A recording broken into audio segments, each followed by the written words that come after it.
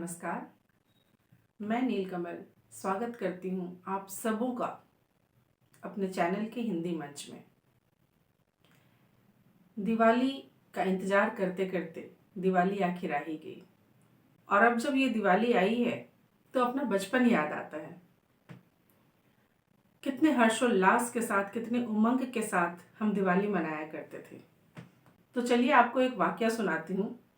उस समय कवि सम्मेलनों का दौर हुआ करता था और किसी भी फेस्टिवल पे, फिर चाहे वो होली हो, दिवाली हो या कोई सा भी मौका हो, कवि सम्मेलन जरूर हुआ करते थे नेशनल चैनल पे 10 बजे के बाद। और मेरे पापा पूरे परिवार के साथ बैठकर ये कवि सम्मेलन देखते थे, यानी हम सब देखा करते थे। तो मेरी जो ये कविता और साहित्य के प्रति रुझान है, दरअसल कहिए तो ये मुझे विरासत में मिला है। और हम कवि सम्मेलन सुना करते थे और हमारे यहाँ त्योहारों पे और त्योहारों के अलावे भी काफ़ी गेस्टिंग हुआ करती थी। इतनी ज़्यादा गेस्टिंग होती थी कि हर दिन ही दिवाली, हर दिन ही होली महसूस होता था। हमारा हर दिन हर्षोल्लास के साथ ही बीतता था, क्योंकि हमारे यहाँ गेस्टिंग आए दिन होती थी और अच्छे अच्छे पकवान बना करते थे। तो एक बार का वाक्य है कि अति सर्वत्र वर्जित। मेरे पापा इस तरह के थे कि बिना किसी खबर के अचानक से किसी को 4 आदमी 5 आदमी को लेके आ जाते थे और मेरी मम्मी परेशान हो जाती थी बहुत। लड़ाई इस बात की होती थी दोनों में कि भाई आपने मुझे पहले से क्यों नहीं बताया, मैं कुछ खास बना के रखती, कुछ स्पेशल बना के रखती। और मेरे पापा इस तरीके से थे कि कोई फर्क नहीं पड़ता है, यदि कुछ नहीं बना है तो कोई बात नहीं, दूध भात ही खिला दो किसी को, ठीक है। यदि कुछ खास नहीं बना है तो जो कुछ भी बना है वही खिला दीजिए। एक बार का वाकया था कि हमारे यहाँ नॉनवेज बना हुआ था और हमारे यहाँ जिनको लेके मेरे पूज्य पिताश्री आ गए थे वो नॉनवेज नहीं खाते थे। अब क्या किया जाए, एकदम लास्ट मोमेंट, और आते भी थे दोपहर में बहुत थोड़ी देर के लिए कि बस आया, खाया और चले गए। तो फटाफट में क्या किया जाए, तो नहीं इनके सामने चावल दूध पेश किया जाए। तो अतिथियों का काफ़ी आना जाना था हमारे यहाँ। और जैसा कि मैंने कहा कि कवि सम्मेलनों का दौर था।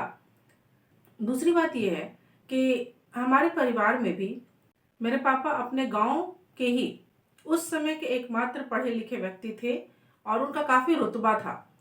तो होता यूँ था कि गांव भर से भी कोई भी आते थे इस भरोसे के साथ, इस विश्वास के साथ कि ठीक है वहाँ जाएंगे तो हमारी नौकरी लग जाएगी। और इसमें क्या होता था कि कहने को तो मैं अपने माता पिता की इकलौती लड़की थी, लेकिन हमारे यहाँ हमेशा ही एक हुजूम सा लगा रहता था। हमेशा ही गेस्टों का आना जाना था, अतिथियों का आना जाना था। और अतिथि भी जो थे वो ऐसे वाले नहीं कि ठीक है भाई आज आए और कल चले गए। अतिथियों का भी, अतिथि परिवार के ही लोग तो होते थे, कहने को अतिथि कह लीजिए, पर परिवार के ही लोग थे।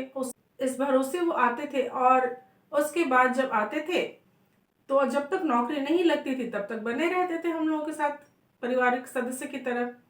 तो मुझे कभी ये लगा नहीं कि मैं बिल्कुल अकेली हूँ, सिंगल चाइल्ड हूँ। और कहीं ना कहीं ये बहुत पॉजिटिव चीज़ रही मेरे व्यक्तित्व के विकास में।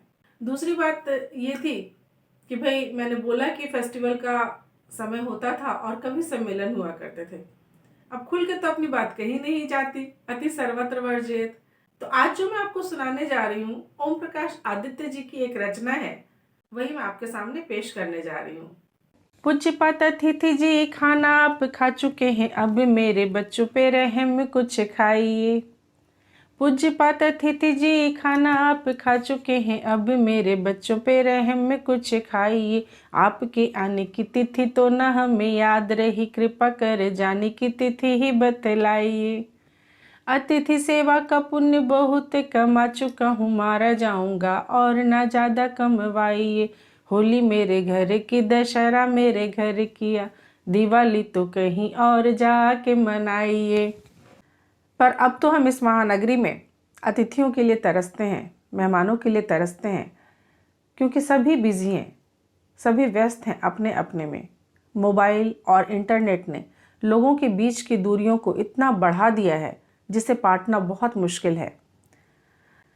तो आज मेरा यही संदेश है दिवाली के मौके पे कि आप अपने यहाँ भी मेहमानों को बुलाइए और खुद भी अतिथि बन के कहीं जाइए और इस दिवाली को पूरे हर्षोल्लास, उमंग और उत्साह से मनाइए। बहुत बहुत धन्यवाद आप सबों का।